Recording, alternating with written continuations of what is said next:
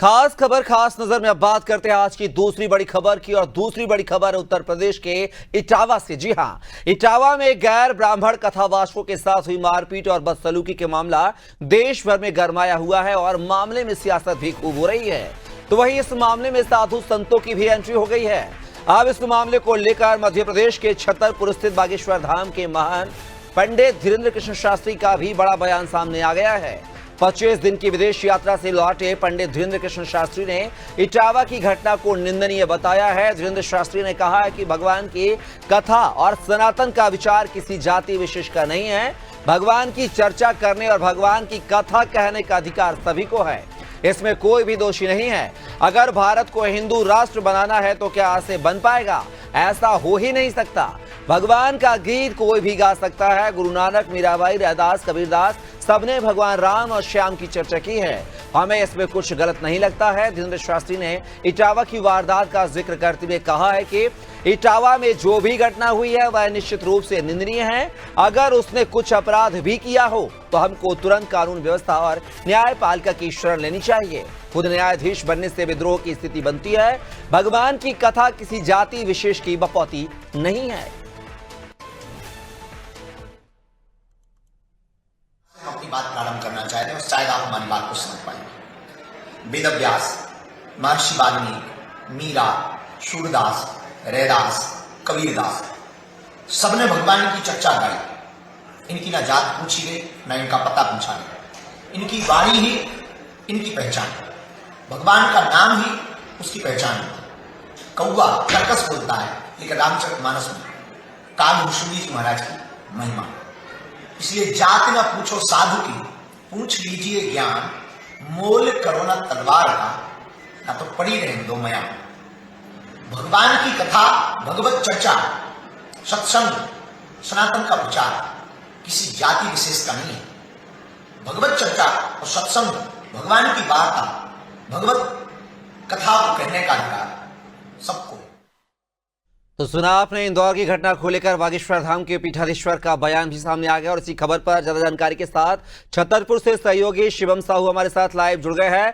शिवम, बात की जाए उत्तर प्रदेश के इटावा में गैर ब्राह्मण की कथावाचकों को लेकर पिटाई हुई थी कथावाचकों की, उस मामले को लेकर पंडित धीरेन्द्र कृष्ण शास्त्री का बयान सामने आया। उन्होंने कहा है कि कथा करना किसी जाति विशेष वर्ग का अधिकार नहीं है, कोई भी कर सकता है। ज्ञान हो तो अगर कथा करना ब्राह्मण या किसी और की बपौती नहीं है। उनके बयान को कैसे देखें शिवम? बिल्कुल कपिल, आपको बता दें जहां इटावा की घटना को लेकर विदेश यात्रा से लौटे छतरपुर जिले के बागेश्वर धाम के पीठाधीश्वर पंडित धीरेन्द्र कृष्ण शास्त्री जी महाराज का बयान आया है। और इस घटना को लेकर वह बहुत दुखी भी हैं। उन्होंने कहा है कि घटना की वह निंदनीय करते हैं और वो कहते हैं कि ये घटना जिन लोगों ने घटी है ये बिल्कुल नहीं घटनी चाहिए थी और इस घटना से बहुत दुखी भी हैं। बोले अगर हिंदू राष्ट्र बनाना है तो हिंदू राष्ट्र कैसे बन पाएगा? ऐसे हिंदू राष्ट्र नहीं बन पाएगा। अगर किसी ने कोई गलती की है, कोई अपराध किया है तो उसके लिए कानून है, उसके लिए न्यायपालिका है, उसके लिए व्यवस्थाएं हैं, लेकिन आप कानून अपने हाथों में नहीं ले सकते हैं। और कपिल, मैं आपको बता दूं, महाराज जी ने सीधे शब्दों में कहा है कि हिंदू राष्ट्र बनाने के लिए, भगवान का राम लेने के लिए किसी के लिए कोई पाबंद नहीं है। वो किसी भी जाति, किसी भी धर्म का हो सकता है, केवल उसे भगवान का नाम आना चाहिए। उसको गीता में, भगवत में ज्ञान होना चाहिए। कपिल, शिवम, जिस तरीके से इन कथावाचकों पर जो कि गैर ब्राह्मण है, जिन पर मारपीट भी हुई है, उनका मामला, उनके खिलाफ एफआईआर भी दर्ज हो चुकी है, तो क्या माना जाए कि उनके खिलाफ जो एफआईआर दर्ज हुई है उसका जो है उनका समर्थन जो करते हुए बागेश्वर धाम के पीठाधीश्वर नजर आ रहे हैं कहीं ना कहीं? बिल्कुल, बागेश्वर धाम जी के पीठाधीश्वर पंडित धीरेन्द्र शास्त्री जी महाराज का सीधे शब्दों में कहना है कि अगर कोई भगवान का ज्ञान रखता है और लोगों को उससे अवगत कराता है तो वो बिल्कुल उसने कोई गुनाह नहीं किया। किसी भी जाति, किसी का धर्म का व्यक्ति कथा कर सकता है, रामायण कर सकता है, भागवत कर सकता है, इसमें कोई दोष नहीं है। वो बिल्कुल कथावाचकों के समर्थन में है।